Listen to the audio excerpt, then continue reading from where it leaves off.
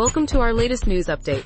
Today we have some interesting stories to share with you. First up, Wagner boss Yevgeny Prigozhin claims that Russian troops are running away from the front lines and threatens to spill more details if Putin doesn't send ammunition. In other news, the U.S. has approved the first transfer of seized Russian funds to Ukraine. Moving on, Russia plans to build a migrant village for conservative American expats. Meanwhile, Zelensky believes in Ukraine's victory before the 2024 U.S. elections. In a shocking incident, someone in Russia broke into a military airfield to set fire to a bomber jet, and Russian cops only found out it was happening on social media. Lastly, Britain has delivered long-range Storm Shadow cruise missiles to Ukraine ahead of an expected counteroffensive. So let's get started. Yevgeny Prigozhin, the leader of the Wagner Group, claimed that Russian troops fled from the front lines of the war in Ukraine. Prigozhin made the claims in a video posted on Telegram on Tuesday. He mocked the Russian troops and detailed how they ran from their positions near the war-torn Ukrainian city of Bakhmut. Prigozhin blamed the soldiers' flight on stupid and criminal orders given by senior military commanders. He threatened to publish a video, spilling more details on the situation on the front lines if the Kremlin does not send more ammunition. Wagner Group fighters have played a key role in the battle that has been playing out in Bakhmut for months. Well, it looks like Yevgeny Prigozhin won't be getting his ammunition anytime soon, but Ukraine just got a nice cash infusion. Looks like someone's winning the war of the wallets. The U.S. Attorney General has authorized the transfer of funds seized from Russian oligarchs to aid Ukraine. This marks the first transfer of forfeited Russian funds for the rebuilding of Ukraine. The money seized from Russian oligarch Konstantin Malafeyev will go towards the war-torn country, which Russia invaded on February 24, 2022. The U.S. Department of Justice charged Malafeyev with violating sanctions imposed on Russia last year.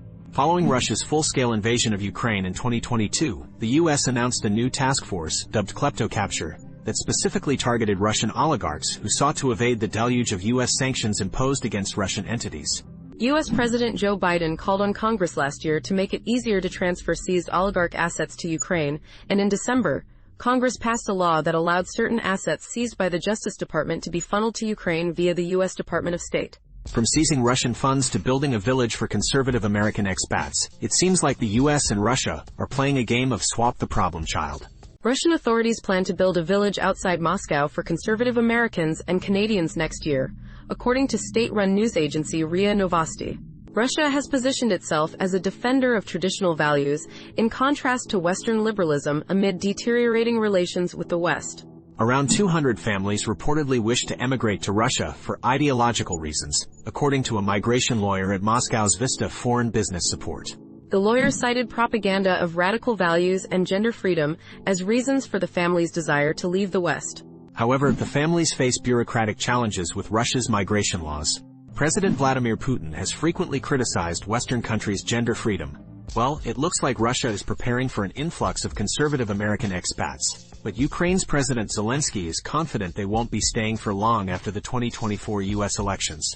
Ukrainian President Volodymyr Zelensky has commented on the possible loss of U.S. military support for Ukraine after the 2024 U.S. presidential election. Zelensky made the comments in an interview with public broadcasters who are members of Eurovision News, including the BBC, as reported by European Pravda. The president dismissed fears of losing U.S. support if President Joe Biden, who has pledged to support Ukraine for as long as necessary, is not re-elected in 2024.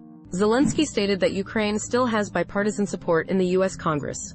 The president believes that Ukraine would gain victory in the war before the U.S. presidential election on the 5th of November next year.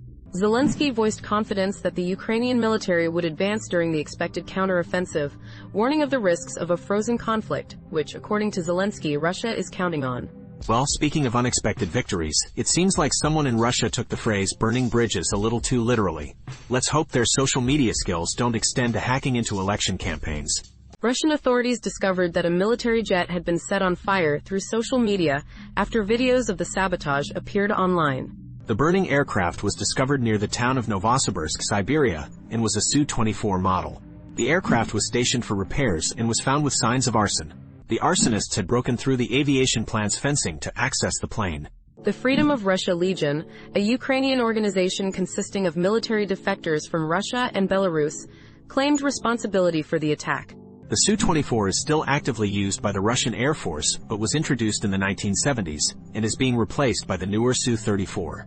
Well, it looks like Russia's plan to set fire to their own military equipment is going up in flames. Meanwhile, Britain is delivering missiles to Ukraine like it's Amazon Prime Day. The UK has provided Ukraine with multiple Storm Shadow cruise missiles, giving the country a new long-range strike capability ahead of a counteroffensive against Russian forces. UK Defence Secretary Ben Wallace confirmed the transaction, calling it Ukraine's best chance to defend themselves against Russia's continued brutality. The Storm Shadow is a long-range cruise missile with stealth capabilities, jointly developed by the UK and France, with a firing range just short of the US-made Army tactical missile systems that Ukraine has long asked for. The missile has the range to strike deep into Russian-held territory in eastern Ukraine, and the UK has received assurances from Ukraine that the missiles will only be used within Ukrainian sovereign territory. The deployment of the missiles comes as Ukrainian forces prepare to launch a counteroffensive to retake Kremlin-held territory in the eastern and southern parts of the country. The UK has previously gone further than the US in the weaponry it has been prepared to send to Ukraine, and earlier this year, British Prime Minister Rishi Sunak signaled that Britain was considering sending long-range weapons.